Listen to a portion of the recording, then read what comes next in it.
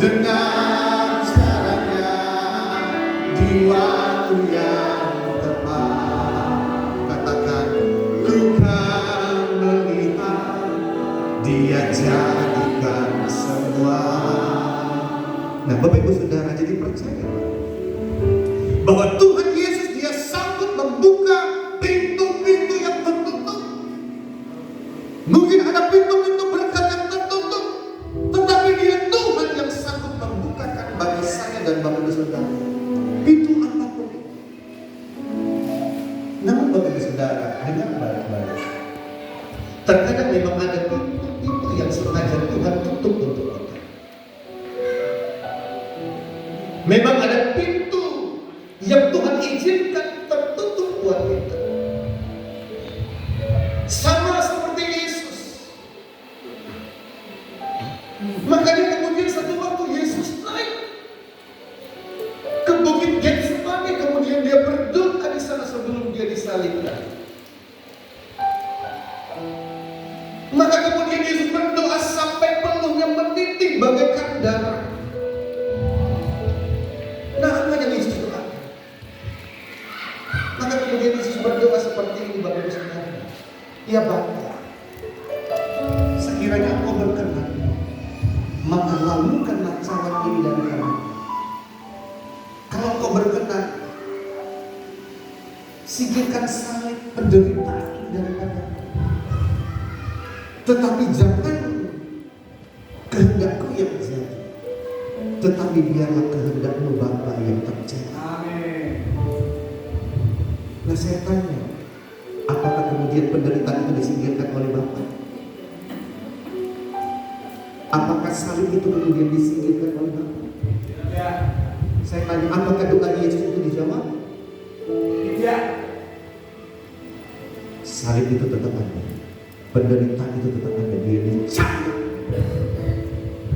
Dia disalib. Artinya begini, Bapak Saudara, memang ada doa-doa kita yang Tuhan tidak jawab. Bukan berarti Tuhan tidak sayang.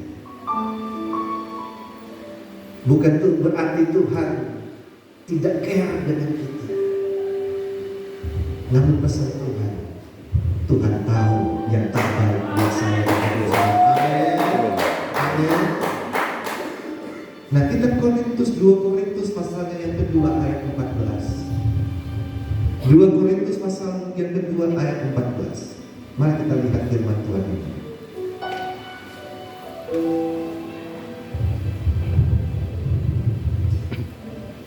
Maka kemudian di sana firman Tuhan katakan, tetapi syukur bagi Allah yang dalam Kristus selalu membawa kami di jalan kemenangannya. Dengan perantaraan kami Ia menyebarkan pengenalan akan Dia di mana-mana. Sekali lagi, tetapi syukur bagi Allah yang dalam Kristus selalu membawa kami di jalan apa?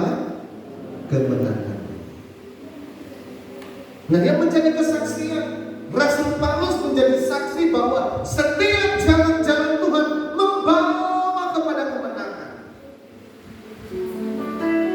Nah, bukan berarti perjalanan Paulus itu kemudian baik-baik saja, Bapak Saudara. Tidak selalu setiap perjalanan Rasul Paulus kemudian baik, enak, seperti apa yang dia pikirkan, seperti apa yang dia harapkan. Tetapi ternyata Bapak Saudara, ada jalan-jalan Paulus yang seolah-olah pintunya itu tertutup.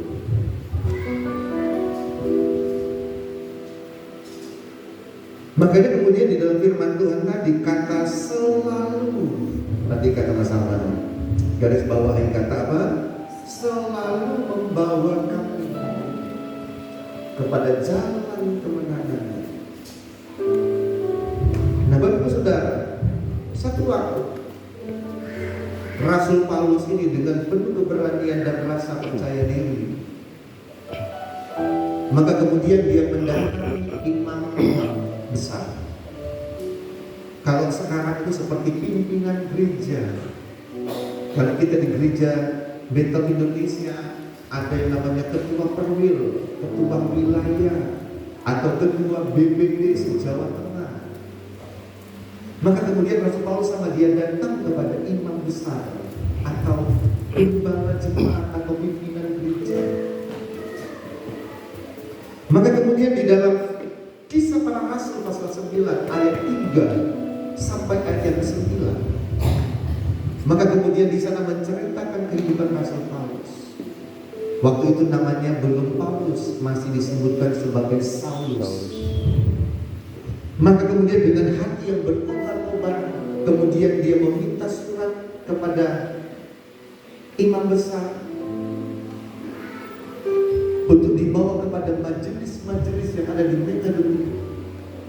Dengan tujuan apa? Dengan tujuan untuk membunuh para pengikut Tuhan. Nah kemudian Bapak Saudara, di dalam perjalanannya menuju ke Makedonia, maka kemudian di tengah jalan dia dihadap oleh Tuhan. Bagi Rasul Paulus perjalanannya ini adalah perjalanan yang baik. Rasul Paulus merasa bahwa perjalanannya ini adalah perjalanannya yang benar, tidak ada yang salah dengan perjalanannya. Makanya kemudian dia membawa surat penting tugas pelayanan, Bapak Saudara, yang diberikan oleh gereja, yang diberikan oleh imam besar untuk ditunjukkan kepada majelis-majelis gereja, bahwa ini ada surat tugasnya apa? Untuk membunuh para pengikut Tuhan. Namun ternyata di tengah perjalanannya kemudian Tuhan menutup pintu Rasul Paulus, yang Rasul Paulus pikir itu baik untuk dilakukan, yang dia pikir itu baik untuk dikerjakan, tetapi kemudian ditutup oleh Tuhan. Kenapa Bapak Saudara ditutup? Karena Tuhan tahu bahwa tujuan dari Rasul Paulus itu adalah jalan yang salah. Amin. Makanya Tuhan tutup. Kenapa? Jalanmu salah. Maka kemudian firman Tuhan mencatat Kisah Para Rasul pasal 9 bahwa 3 hari 3 malam Saulus menjadi buta, atau Paulus kemudian menjadi buta. Dia dibutakan oleh Tuhan. Kenapa Bapak Saudara?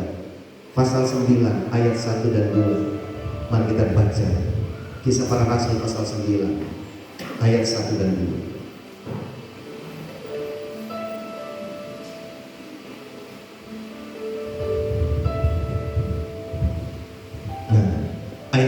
Ayat 1 dan 2, pasal 9. Sementara itu berkobar-kobar hati Saulus untuk mengancam dan membunuh murid-murid Tuhan. Ia menghadap imam besar dan meminta apa? Surat kuasa daripadanya untuk dibawa kepada majelis-majelis Yahudi di Damsyik, supaya apa? Ia menemukan laki-laki atau perempuan yang mengikuti jalan Tuhan. Ia menangkap mereka dan membawa mereka ke Yerusalem. Nah, perhatikan ayat 1. Sementara itu apa? Berkobar-kobar. Ada nafsu yang bernyala-nyala, ada emosi yang bernyala-nyala di dalam kehidupan Rasul Paulus. Nah, perhatikan baik-baik Bapak Saudara. Sesuatu yang didasari oleh nafsu, sesuatu yang didasari oleh hawa nafsu, sesuatu yang didasari oleh kemarahan, sesuatu yang didasari oleh emosi, biasanya ujung-ujungnya adalah kesalahan. Dengar baik-baik Saudara. Kalau sesuatu itu didasari oleh hawa nafsu, oleh kemarahan, kebencian, biasanya ujung-ujungnya adalah kesalahan. Nah, Tuhan tahu isi hati dari Paulus. Dia berkobar-kobar, dia bernyala-nyala. Kenapa? Karena ada kemarahan, kebencian terhadap pengikut-pengikut Tuhan. Makanya kemudian Tuhan tutup pintu Rasul Paulus, sehingga Rasul Paulus menjadi buta selama 3 hari 3 malam. Nah, Bapak Saudara, dengar baik-baik pesan Tuhan. Ada banyak orang yang kemudian mereka salah jalan,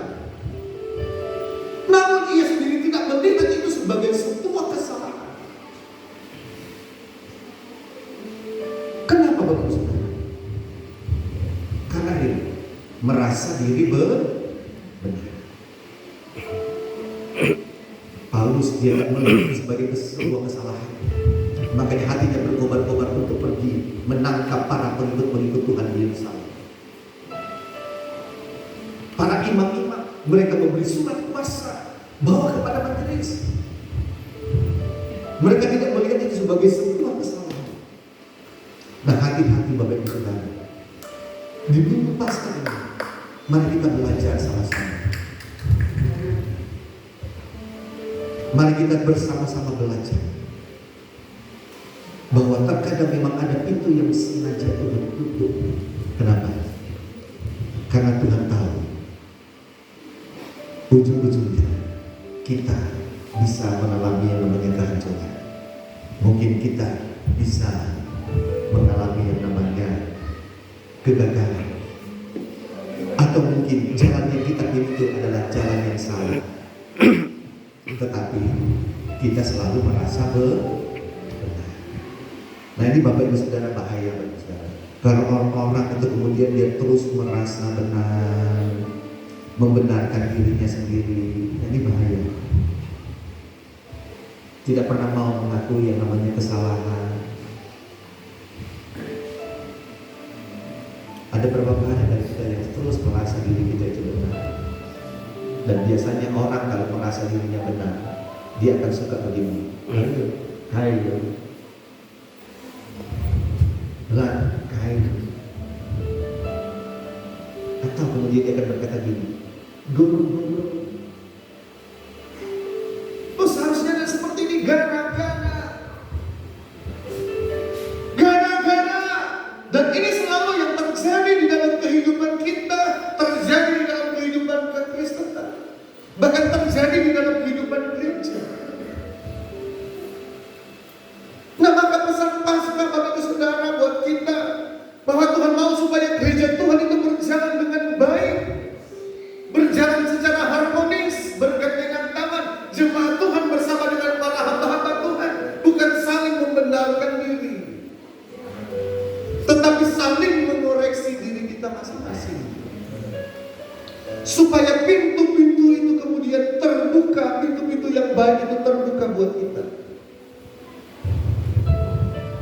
Yang mengerti sampai di sini katakan amin. Yang mengerti katakan amin. Nah, karena itu begini Bapak Saudara, kalau kita ketemu dengan pintu yang tertutup, bersyukur. Artinya apa? Artinya Tuhan sayang. Amin. Sama seperti Rasul Paulus, Tuhan sayang. Kalau Tuhan tidak menutup jalan Rasul Paulus pada waktu itu, tidak mungkin dia menjadi rasul yang hebat. Bahkan 30% lebih dari Alkitab di dalam Perjanjian Baru itu ditulis oleh Rasul Paulus. Dan kemudian Rasul Paulus membuka gereja-gereja yang baru. Dan kemudian dia membina, membimbing, mendidik anak-anak rohaninya yang kemudian ditempatkan sebagai gembala jemaat dari satu tempat ke tempat yang lain, dari satu gereja ke gereja yang lain. Dan salah satu murid rohaninya yang bernama Timotius juga yang menuliskan salah satu kitab di dalam Perjanjian Baru. Nah, apa yang terjadi kalau Tuhan tidak menutup pintu Rasul Paulus? Dia akan terus merasa bahwa apa yang dia lakukan itu benar, apa yang dia kerjakan itu baik, tanpa dia sadari bahwa ujungnya menuju apa? Maut. Ujung-ujungnya adalah kesalahan. Ujung-ujungnya adalah kehancuran. Makanya kemudian Tuhan tutup pintu Rasul Paulus.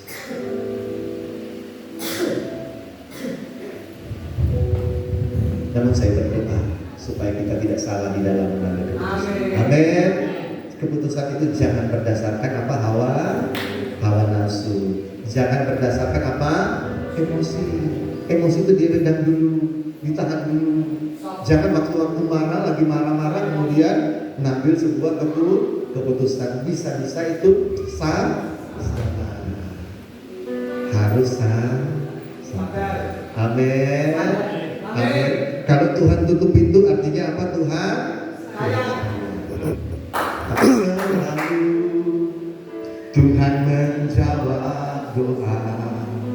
namun Dia pria terbaik di waktu yang tepat. Katakan, izinkanlah Tuhan untuk bekerja, yang mustahil menjadi mungkin oleh karena percaya.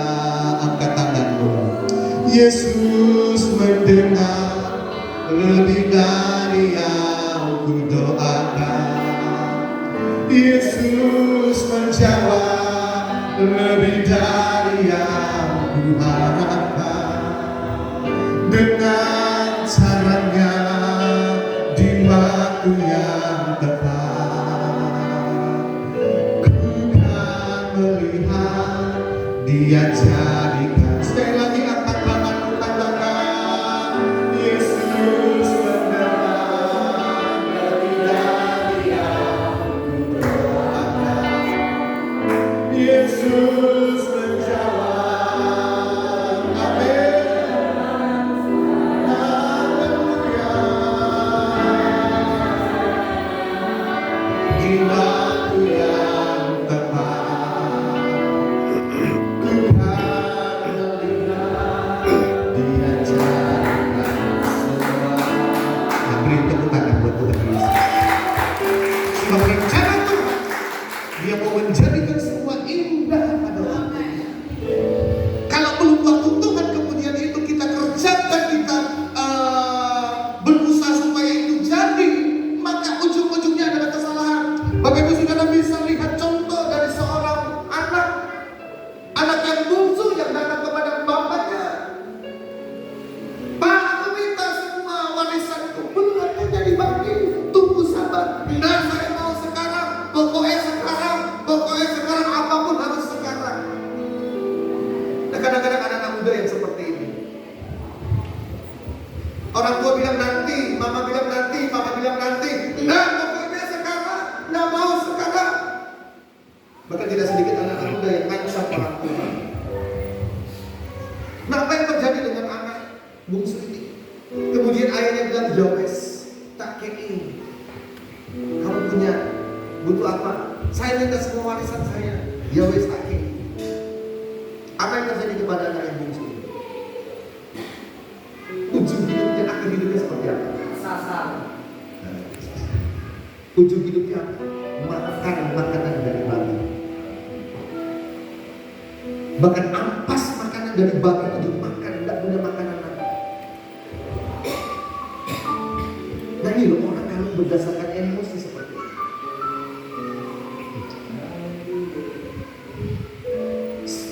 Wah, dia tidak melihat jalan Tuhan, dia cuma melihat, wah di sana baik, di sana enak, di sana ada banyak sekali fasilitas yang baik.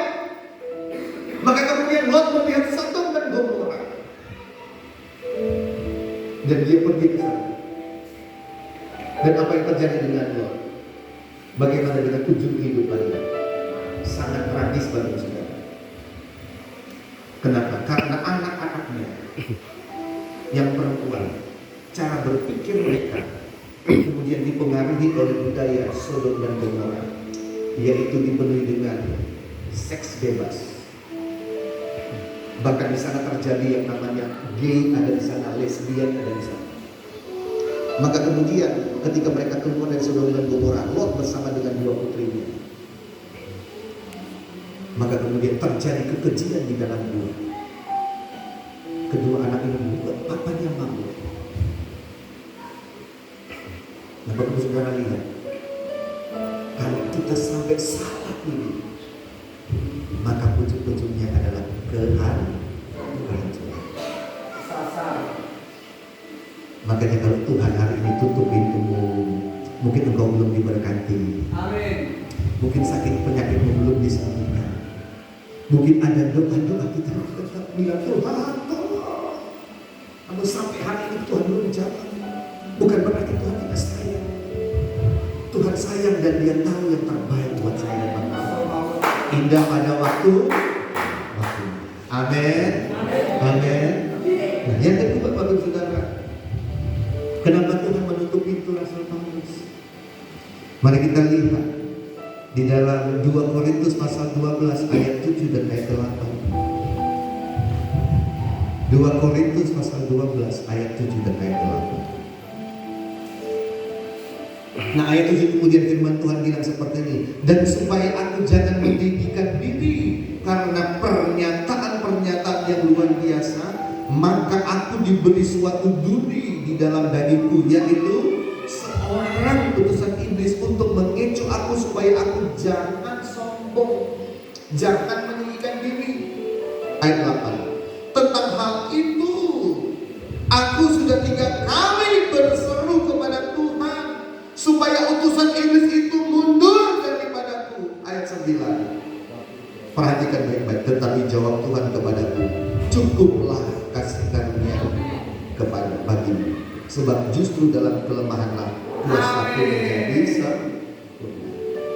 Tuhan jawab apa saudara? Duri dalam daging itu tetap ada, utusan iblis itu tetap ada. Amin. Apakah Tuhan saya Rasul Paulus? Sayang banget. Nah, kenapa Tuhan tidak menjawab doa Paulus? Halo? Agar Paulus mau tahu bahwa di dalam Tuhan kuasa Tuhan berbicara. Coba baca lagi ayatnya yang ke-7. Perhatikan, kenapa Tuhan tidak menjawab Paulus? Ayat 7, baca sama-sama. Dan supaya aku jangan apa?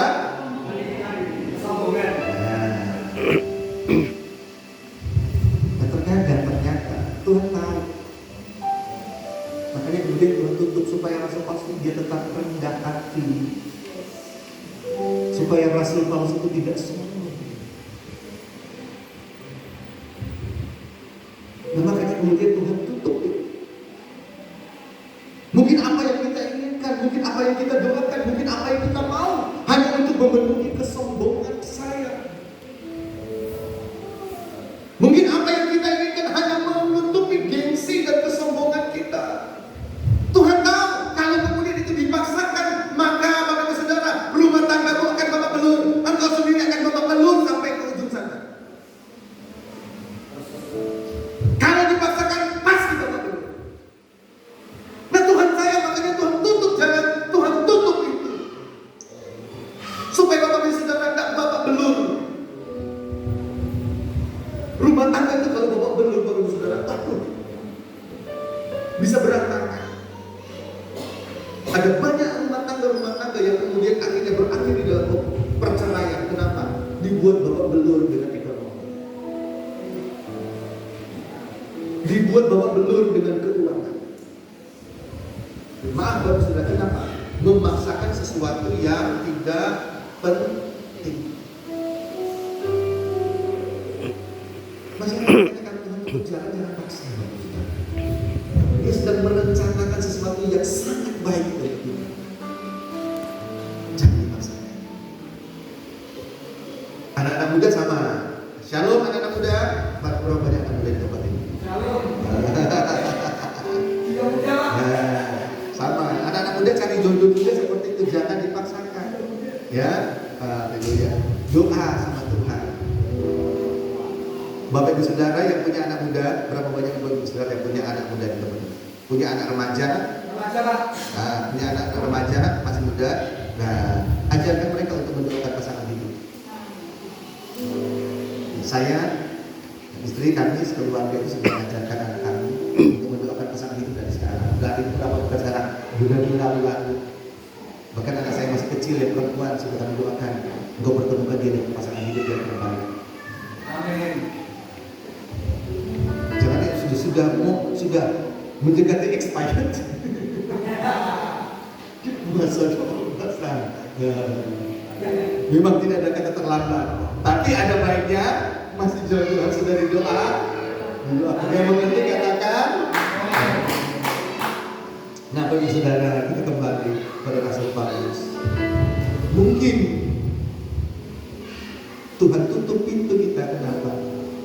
Karena masih ada yang namanya kesombongan. Nah, kesombongan ini bisa menutup pintu berkat Tuhan. Nah, makanya hati-hati kesombongan bagi saudara. Pesan Paskah untuk kita. Mari kalau masih ada kesombongan, mari kita lepaskan dan kita tanggalkan. Karena kesombongan ini adalah dosa pertama yang terjadi. Waktu ketika Lucifer sang pemberi pujian merasa dirinya, wah saya bisa, muncul yang namanya dosa kesombongan, yang kemudian akhirnya dia jatuh. Hati-hati dengan yang namanya kesombongan. Nah biasanya ada 3 ciri orang yang sombong. Kita sama-sama cross check, saya juga cross check, saya tidak. Biasanya 3 ciri orang yang sombong. Yang pertama, ciri-ciri kesombongan. Yang pertama biasanya tidak mau mendengarkan orang lain. Susah dibilangnya apa? Nggak suka dengarkan orang lain. Dibilangi suami, wes mau seperti pokoknya seperti sama. Sebaliknya suami dibilangi istri, wah ini harus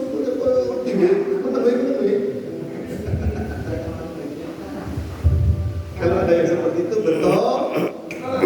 Supaya pintu itu terbuka. Siapa yang mau pintu berkat terbuka bagi kita? Nah, kita harus lepaskan namanya kesombongan. Belajarlah untuk mendengar. Bukan berarti semua yang disampaikan itu tidak baik. Ada banyak kebaikan dari apa yang kita dengar. Nah, ciri yang pertama biasanya seperti itu. Nah, ciri yang kedua, biasanya orang sombong itu selalu merasa dirinya yang paling benar.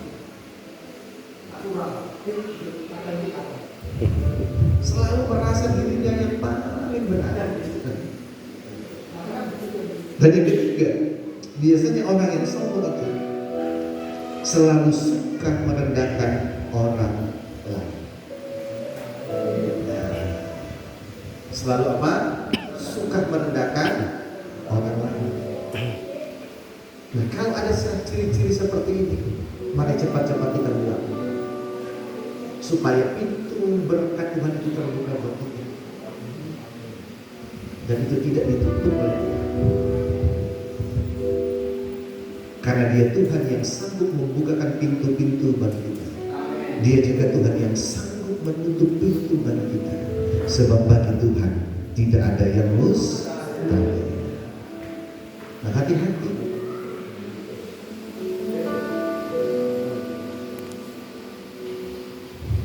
Nah, makanya baru saudara hari-hari ini di minggu Paskah ini sama seperti Yesus yang mati di atas kayu salib.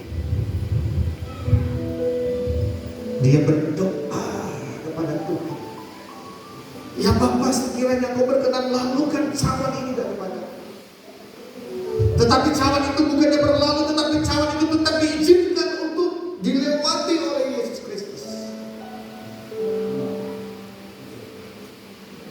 Seolah-olah pintu itu ditutup, Tuhan tidak jawab doa, tetapi Allah Bapa tidak tahu yang terbaik. Justru dengan kematiannya di atas kayu salib, maka kemudian ada kebangkitan dari antara orang mati pada hari yang ketiga, dan sampai hari ini kemudian kita merayakan Paskah.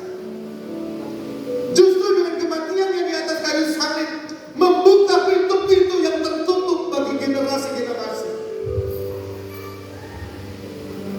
Justru dengan kematian, dengan darah yang mahal, memberikan penebusan dosa bagi umat manusia, termasuk saya dan bapak saudara. Jadi bukan berarti ketika kita menghadapi jalan buntu, jalan yang tertutup, itu bukan berarti tidak baik, bukan berarti itu tidak sesuai dengan apa yang kita pikirkan bahwa ini rencana Tuhan kok seperti ini. Bukankah Tuhan berjanji bahwa rancanganku adalah rancangan damai sejahtera? Tetapi kenapa saya harus menghadapi seperti ini? Kenapa sakit penyakit saya tidak sembuh dari hari ke hari? Saya sudah doa, tapi sampai hari ini tidak sembuh Tuhan. Saya sudah berdoa soal kebutuhan hidup saya, untuk keuangan saya sudah ke gereja, saya sudah berdoa Tuhan, tapi sampai hari ini kenapa saya harus mengalami hal-hal yang sulit seperti ini? Jangan menyerah bagi saudara. Amin. Bukan berarti Tuhan tidak sayang akan kita. Dia tahu yang terbaik buat kita. Karena ketika dia menutup pintu dan kita mengerti rencana Tuhan, maka ada kemuliaan besar yang akan Tuhan lakukan. Amin. Saya kasih contoh. Yang terakhir, Kisah Para Rasul pasal 16 ayat 23 sampai 34. Di situ menceritakan bagaimana Tuhan kemudian menutup pintu pelayanan Rasul Paulus. Maka kemudian apa yang terjadi Bapak Ibu Saudara? Di dalam Kisah Para Rasul pasal 16, maka kemudian Rasul Paulus dan Silas, mereka sedang melakukan pelayanan yang baik, tetapi seolah-olah pintu mereka tertutup. Kenapa? Karena mereka dibawa masuk ke dalam penjara. Mungkin bagi banyak orang kemudian mereka berkata seperti, Tuhan, saya sudah melakukan pelayanan yang baik, saya sudah melakukan pelayanan, membuka pelayanan di mana-mana, tapi kenapa Tuhan saya mau masuk ke dalam penjara? Orang kalau tak mengerti rencana Tuhan pasti keluar kata-kata seperti itu. Tetapi beda Rasul Paulus lain. Dia mengerti bahwa sekalipun pintu itu tertutup, dia harus masuk dalam penjara. Pasti ada rencana Tuhan. Maka kemudian apa yang terjadi Bapak Ibu Saudara? Maka pada suatu malam, maka mulailah Rasul Paulus bersama Silas, mereka mengucap syukur, menyanyi dan menyembah Tuhan pada malam hari di dalam penjara. Dan apa yang terjadi Bapak Ibu Saudara? Ketika mereka sedang menyanyi, ketika mereka sedang menyembah, maka pintu-pintu penjara itu terbuka semua. Pintu-pintu besi yang tertutup rapat, maka kemudian itu terbuka oleh karena ada doa, pujian, dan penyembahan. Amin. Nah, Bapak Ibu Saudara, pesan Paskah dengar baik-baik pesan Tuhan. Kalau Bapak Ibu Saudara mau pintu-pintu itu terbuka bagi kita, dengar baik. Mari sukalah akan doa, pujian, dan penyembahan. Semakin kita suka doa, pujian, dan penyembahan, maka pintu-pintu itu akan semakin terbuka, dibukakan satu persatu dari kita. Sama seperti Rasul Paulus dan Silas. Bagi orang lain mereka melihat pintu tertutup rapat, tetapi justru di sana Tuhan bukakan pintu-pintu yang baru. Bukan hanya pintu penjara yang terbuka, maka apa yang terjadi Bapak Saudara? Kepala penjara, dia yang melihat pintu-pintu terbuka, maka dia mulai ketakutan bahwa orang-orang di dalam akan keluar, mereka akan berlari-lari meninggalkan penjara. Maka apa yang terjadi? Dia harus mempertanggungjawabkan kepada pimpinannya, dan dia akan berkeputusan, ya sudah, kalau begitu saya harus bunuh diri. Maka dia bersiap-siap untuk bunuh diri Bapak Saudara, kepala penjara.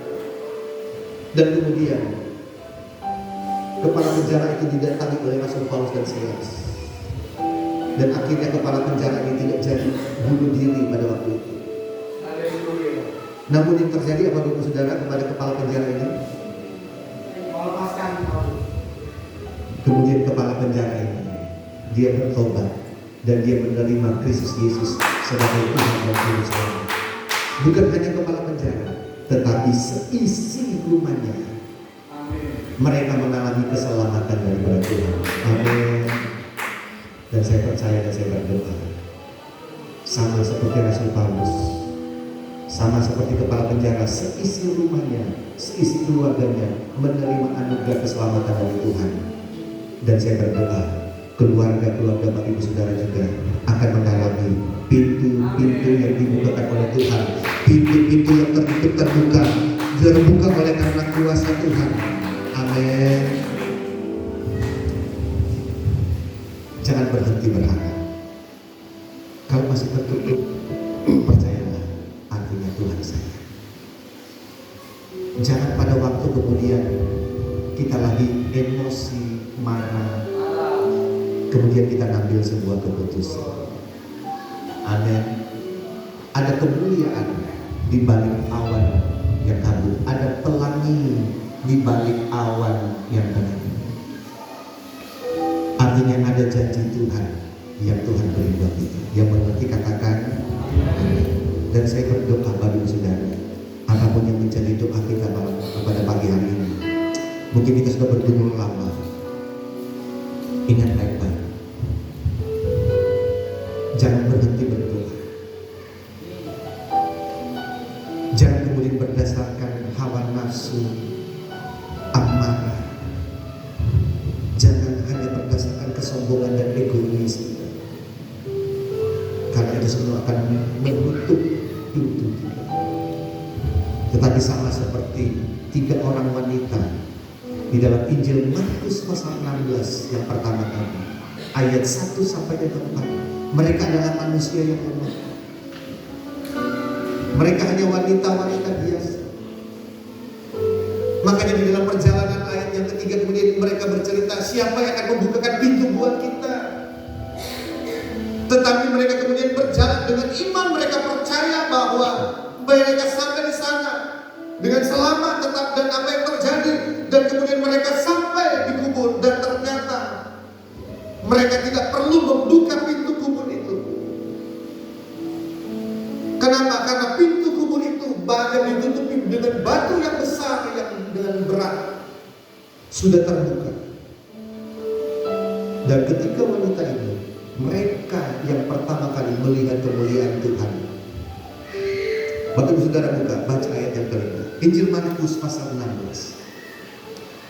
Injil Markus pasal 16.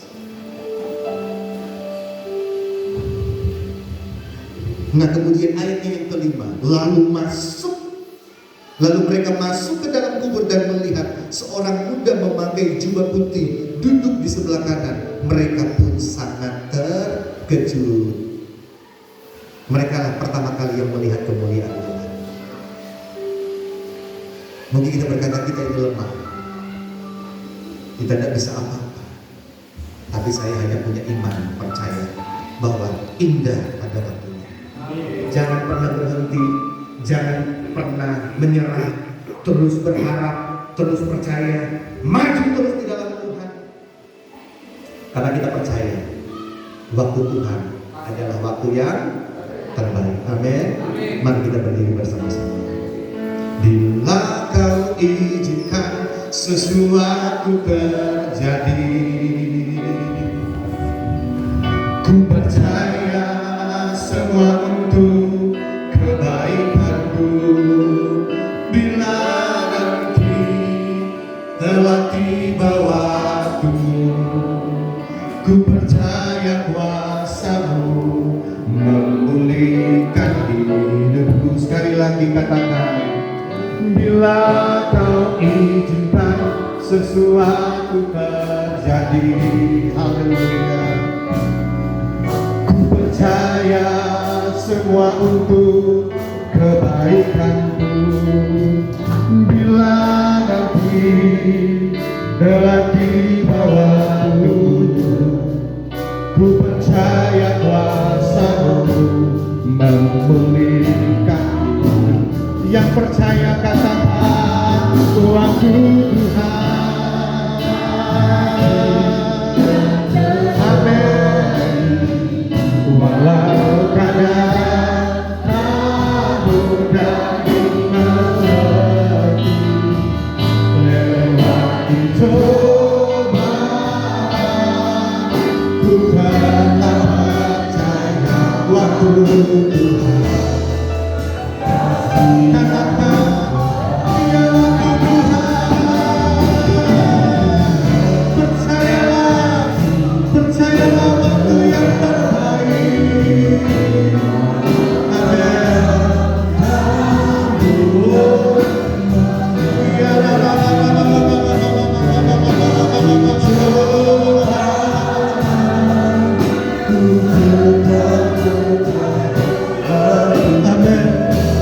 Namanya jemaat Tuhan, angkat tanganmu, katakan waktu Tuhan pasti. Angkat tanganmu bagi saudara yang di minggu Paskah ini, yang tidak mungkin jadi mungkin, yang mustahil jadi tidak mustahil, yang tidak ada jadi ada.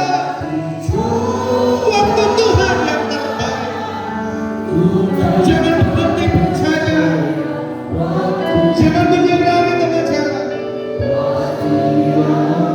Sekali lagi dengan iman katakan, Tuhan pasti. Mari berserah.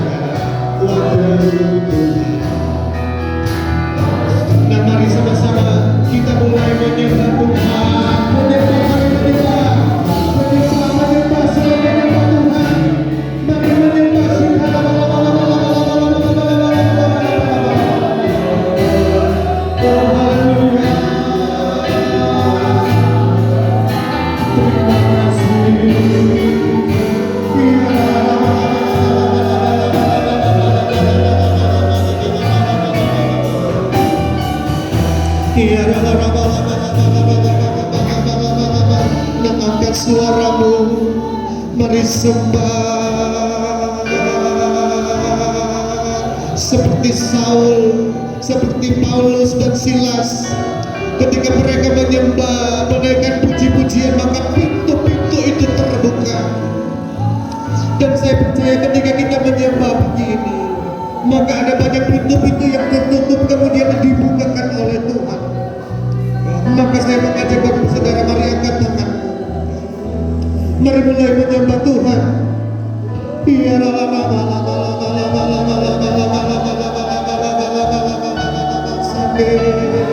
Haleluya, amin.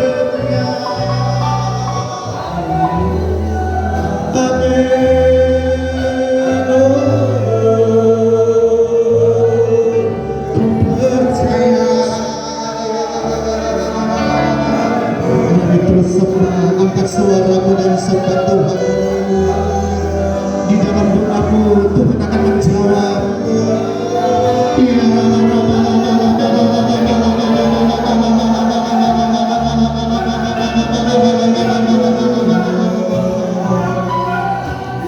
Nah, mari semua sama-sama kita menyembah Yesus.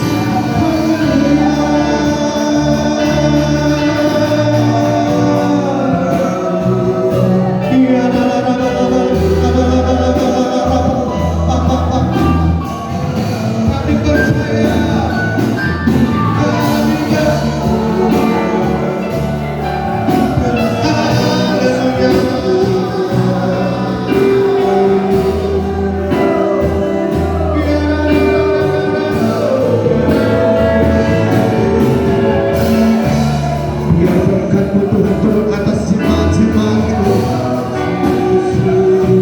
Biar Engkau Tuhan yang membukakan pintu-pintu kami. Biar ini bebaskan ini kami menerima mujizat-Mu. Kami terima kebaikan-kebaikan-Mu Tuhan. Haleluya. Nah, Bapak Saudara, izinkan Tuhan yang menjamah hatimu. Mungkin kalau hari-hari ini ada pintu-pintu yang masih tertutup,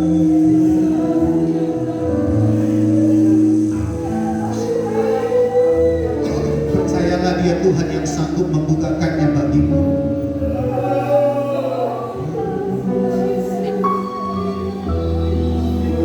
Percayalah dan berserah pada Tuhan.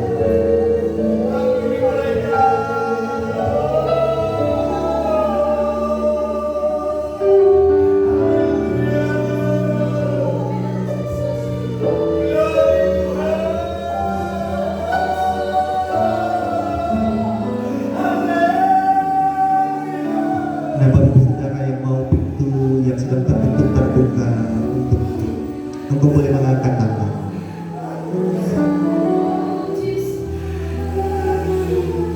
Sambil engkau mengangkat tangan, engkau boleh berdoa. Engkau sampaikan, Tuhan, ini hamba-Mu yang mungkin masih ada kesombongan, yang masih dikuasai oleh hawa nafsu. Ampunilah hamba-hamba-Mu ini, Tuhan. Kami mau pintu-pintu terbuka untuk kami. Kami rindu keluarga-keluarga rumah tangga kami diberkati, Tuhan. Kami rindu melihat keluarga, anak cucu, menantu kami diberkati, Tuhan, dengan berlimpah-limpah. Mengalami kebaikan-kebaikan, Tuhan. Mungkin kami yang sakit, Tuhan jamah, Tuhan sembuhkan dan Tuhan pulihkan. Terima kasih Tuhan Yesus. Biarlah di minggu Paskah ini kami semakin percaya dan kami semakin berharap. Kalau ada jalan yang seolah-olah tertutup, kami mengerti bukan berarti Engkau tidak menjawab atau Engkau tidak sayang akan kami. Namun Engkau tahu yang terbaik Engkau tahu yang terbaik buat jemaat-jemaatmu di peringatan saya. Maka sekali lagi hamba berdoa di dalam nama Tuhan Yesus Kristus. Biarlah kebaikan-kebaikan-Mu dan kemurahan-Mu Engkau limpahkan bagi gereja di tempat ini. Juga untuk Ibu Lisa dan keluarga dalam mengembalakan jemaat ini. Maka kami berdoa apa yang menjadi doa-doa mereka, biar Engkau yang membukakan pintu. Terima kasih Tuhan. Kami bersyukur dan ini doa kami di dalam nama Tuhan Yesus Kristus. Yang percaya dan diberkati sama-sama kita katakan amin. Tuhan berkati, silakan duduk.